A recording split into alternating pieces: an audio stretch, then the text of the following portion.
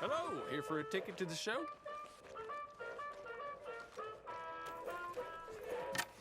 Ticket for one, please. Right then, just head inside the tent.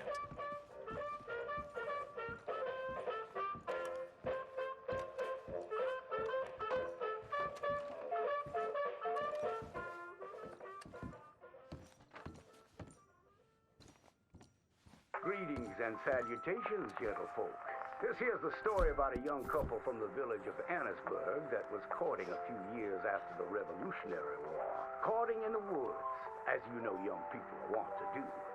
Stealing away all sneaky-like. Girl by the name of Ethel Beauchard snuck out of the parlor one evening just as soon as her mother went out to hang clothes on the line from the washing. She met up on the road by her farm with a boy by the name of Eugene Hutton. Now, the Hutton boy was an athletic chap, liked boxing, fishing, and swinging Indian clubs. It's quite singular to the story that he didn't seem all that inclined to go to war in the preceding years leading up. Well, they walked in the woods for a while.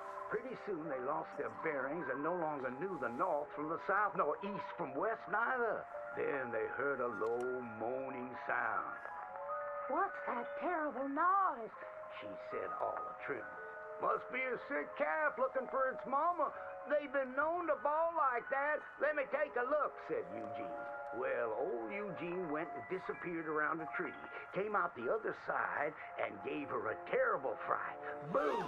She let out a shriek, then went to chastising. "You should be ashamed of yourself, Eugene Hutton," she said. "Instead of giving a girl protection, you go carry on acting foolish and fresh like the Queen's prize jester."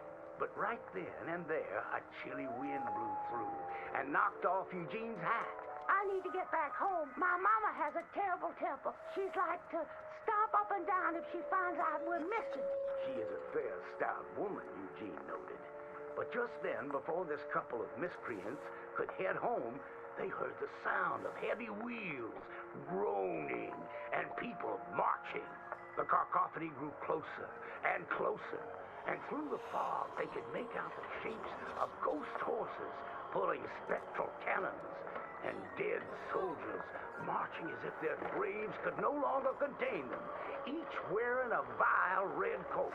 "You will pay for your moral transgressions," the dead soldier howled, and cut his head clean off. Miss Beauchard shrieked in horror as Eugene's head landed right in her hands, his eyes still darting about, attempting to discern what horror had transpired. Little Miss Ethel Beauchard ran as fast as she could, stumbling and getting caught on trees as she tore through the forests.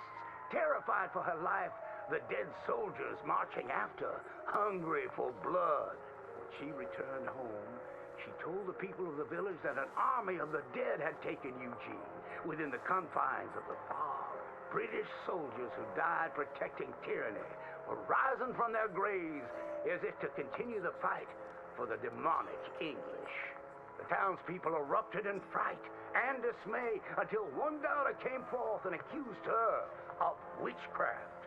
"She raised the dead to murder that boy for his pursuit of unwanted advances," he said. "So she too must perish." And that very night, they put her to the stake and burned her dead. Now let that be a lesson to you young ones not to go courting in the woods, in case the English lurk there still.